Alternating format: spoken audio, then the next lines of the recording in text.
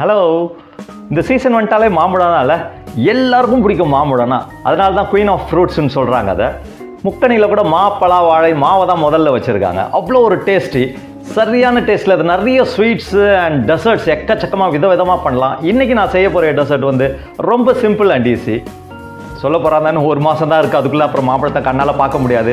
அதனால் நாங்கள் இன்னும் நிறைய வீடியோஸ் இந்த மாம்பழத்தை வச்சு ஸ்வீட்ஸ் அண்ட் டெசர்ட்ஸ் போடலான் இருக்கோம்.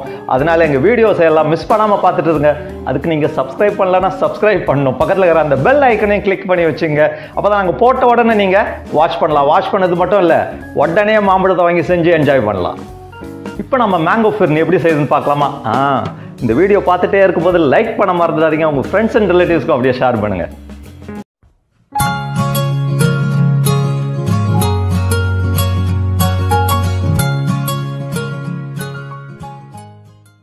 மாம்பழம்,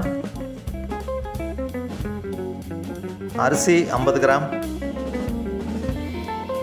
full cream milk 1/2 litre, sugar 50 grams, பாதாம், முந்திரி,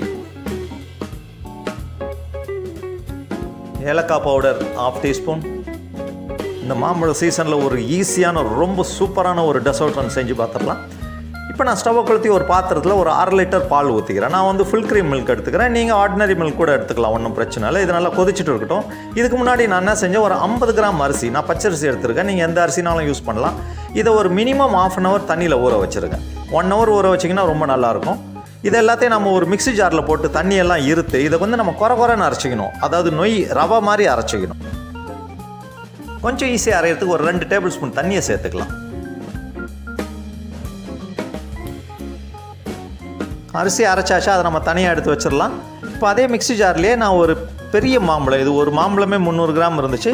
இந்த மாம்பழத்தோட ஃப்ரெஷ்ஷெல்லாம் நல்லா வெட்டி போட்டு இதையும் நல்லா நம்ம பல்ப்பாக அரைச்சி எடுத்து தனியாக வச்சிடலாம். இந்த மீன் டைம் கொஞ்சம் பாலையும் பார்த்துங்க. பால் நல்லா லைட்டாக கொதிக்க ஆரம்பிக்குது. ஃப்ளேமை சிம்மில் வச்சு நல்லா நம்ம கிளறி விட்டுட்டே இருக்கலாம், ஏன்னா அடி பிடிச்சிடக்கூடாது.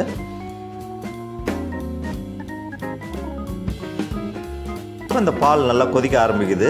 ஒரு பாயில் வந்த உடனே நம்ம அரைச்சி வச்சுருந்த அந்த அரிசி இருக்குல்ல, நம்ம ரவை பதத்துக்கு அரைச்சணும். அந்த மிக்சரை இந்த பாலோடு சேர்க்கணும். இந்த கன்சிஸ்டன்சியில் பாருங்கள் இருக்குது. இவ்வளோ நல்லா ஓரளவுக்கு செமி சாலிடாக இருக்கும். இதை நல்லா நம்ம பாலில் ஊற்றின உடனே கைவிடாமல் கிளறணும், இல்லைனா லம்ஸ் ஃபார்ம் ஆகிடும். ஃப்ளேமை மீடியமில் வச்சுருங்க. வச்சு நல்லா மிக்ஸ் பண்ணிக்கிட்டே இருக்குது. இந்த அரிசி வந்து இந்த பால்லேயே வேகணும். இது ஒரு 10 to 12 மினிட்ஸில் வெந்துடும். பாலும் கொஞ்சம் அப்படியே திக்னஸ் ஆகும். அது வரைக்கும் நாம் மிக்ஸ் பண்ணிக்கிட்டே இருக்கணும் நல்லா. இப்போ பால் நல்லா திக்காகுது பாருங்கள். கலரும் நல்லா சேஞ்ச் ஆகி வருது. சூப்பராக இருக்கும். இந்த அரிசி வந்து இந்த பாலில் நல்லா வேகணும். அது வேக வேக டேஸ்ட்டே மாறிக்கிட்டு போகும். அவ்வளோ சூப்பராக இருக்கும். இந்த கன்சிஸ்டன்சி பார்த்திங்களா, இந்த மாதிரி இருக்கணும். இன்னும் கொஞ்சம் திக்காகணும், அப்போ தான் நல்லாயிருக்கும். இது சம்மரில் அங்கே நார்த்தில் டெல்லியில் நாங்கள் இருக்கும்போதெல்லாம் எல்லா வீட்லேயும் செய்வாங்க. இந்த மாம்பழம் சீசனில் அவ்வளோ டேஸ்டியாக இருக்கும் சாப்பிட்றதுக்கு. இதை வந்து ஒரு சின்ன மண் சட்டியில் ஊற்றி கொடுப்பாங்க. இதை ட்ரெடிஷ்னலாக மண் சட்டியில் ஊற்றி கொடுப்பாங்க. அதில் சாப்பிட்டா தான் அவ்வளோ டேஸ்ட்டு சூப்பராக இருக்கும். இப்போ இந்த திக்னஸ் இன்னும் கொஞ்சம் திக்காகணும். இப்போ நம்ம எதிர்பார்த்த கன்சிஸ்டன்சி ஓரளவுக்கு வருது. இந்த ஸ்டேஜில் நம்ம சுகர் ஆட் பண்ணுறோம். ஸ்வீட்டு நான் ஒரு 50 கிராம் சுகர் தான் ஆட் பண்ணுறேன், ஏன்னா மாம்பழம் அவ்வளோ ஸ்வீட்டாக இருந்துச்சு. அதனால் நீங்கள் மாம்பழத்தை போடுறதுக்கு முன்னாடி டேஸ்ட் பண்ணி பார்த்துட்டு அதுக்கேற்றபடி சுகர் ஆட் பண்ணிங்க.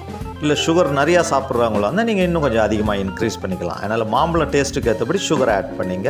இப்போ இந்த சுகர் இந்த மில்கில் நல்லா கரையும், ஈஸியாக கரைஞ்சிரும். ஏன்னா ஹீட்டாக இருக்கிறதுனால அந்த சுகர் கரையிற வரைக்கும் நல்லா நம்ம மிக்ஸ் பண்ணி விட்டுக்கிட்டே இருக்கலாம். பாலும் இன்னும் கொஞ்சம் திக்காகணும்.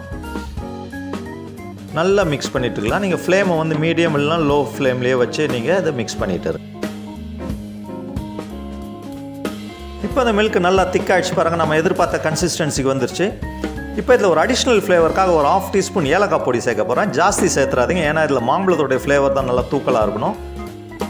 அதையும் போட்டு நல்லா மிக்ஸ் பண்ணிவிட்டு இப்போ கொஞ்சம் கேஷ்நட்டும் பாதாமும் நான் சின்ன சின்னதாக வெட்டி வச்சுருக்கேன்.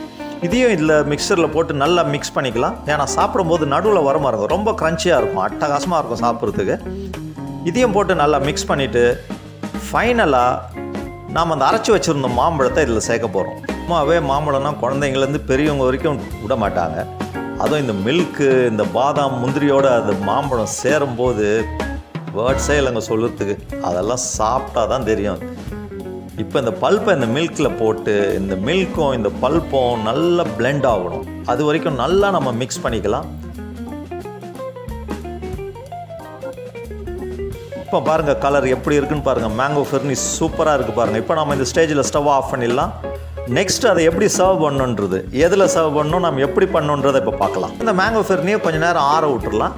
இப்போ நான் ஏற்கனவே சொன்ன மாதிரி நம்ம மண் சட்டியில் தான் சர்வ் பண்ணுவாங்கன்னு சொன்னேன் இல்லையா. என்கிட்ட மண் சட்டியில் அந்த மாதிரி சின்ன பவுல் இல்லை, அதனால் என்கிட்ட மண் கிளாஸ் இருக்குது.